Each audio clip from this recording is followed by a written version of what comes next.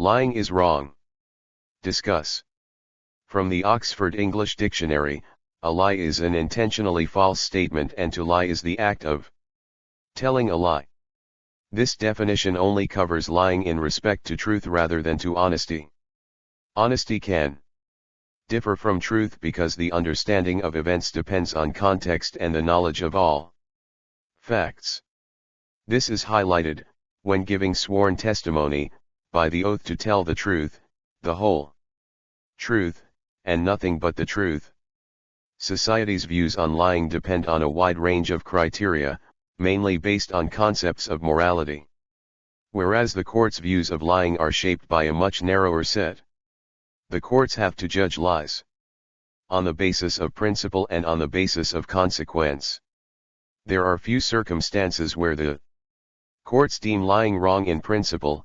For example, perjury is wrong under all circumstances, regardless of intent and consequence. Outside such circumstances, the courts will decide whether a lie is wrong based on other factors, such as intent, harm caused and consequences. For the purpose of this essay, in deciding whether lying is right or wrong, a broader view will be taken than one of the courts. The following criteria will be used to judge whether individual lies is wrong. 1. Whether the purpose of the lie is selfish or selfless. 2. Whether the lie causes harm. 3. Whether the lie is likely to erode the trust in the relationship of the parties involved. 4. Whether the lie undermines societal norms and degrades the perceived value of truth over falsehood. Whether the purpose of the lie is selfish or selfless. In deciding whether a lie is wrong, a fundamental question is whether the purpose of the lie is to benefit the perpetrator of the lie. For the sake of brevity, from now on referred to as liar, without associating prejudice with the term, or not. The former case can be thought of as a selfish lie, and the latter as a selfless lie. Whether the lie causes harm. A lie will have caused harm if the consequences were harmful to a party other than the liar.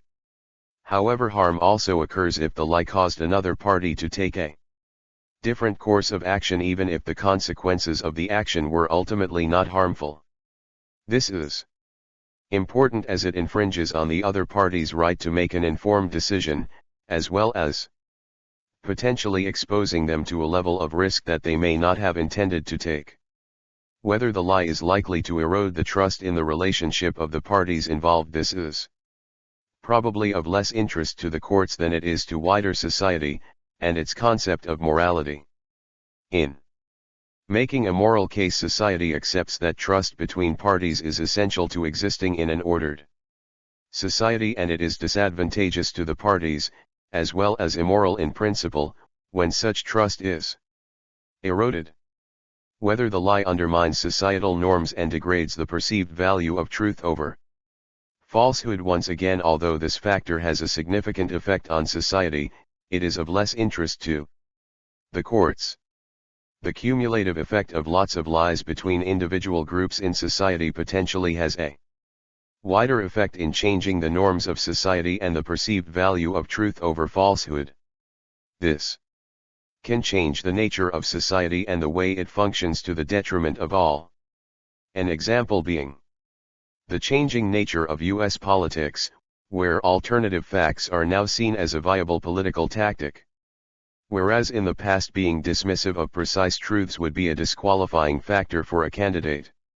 Also, a climate where everyone disagrees over basic facts leads to greater divisions within society. A small example being the question over the number of people present at President Trump's inauguration compared to President Obama's has led to a lot of heated arguments. Many lies will not satisfy the stated criteria, so therefore cannot be deemed wrong. These can be termed good lies.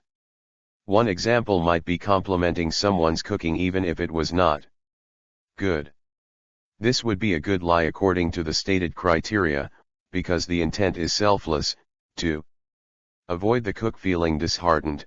No harm is caused to others, unlikely to erode trust in the relationship, and indeed likely to strengthen it, and does not alter societal norms. In fact, it adheres to the norms of courtesy, respect, and gratitude.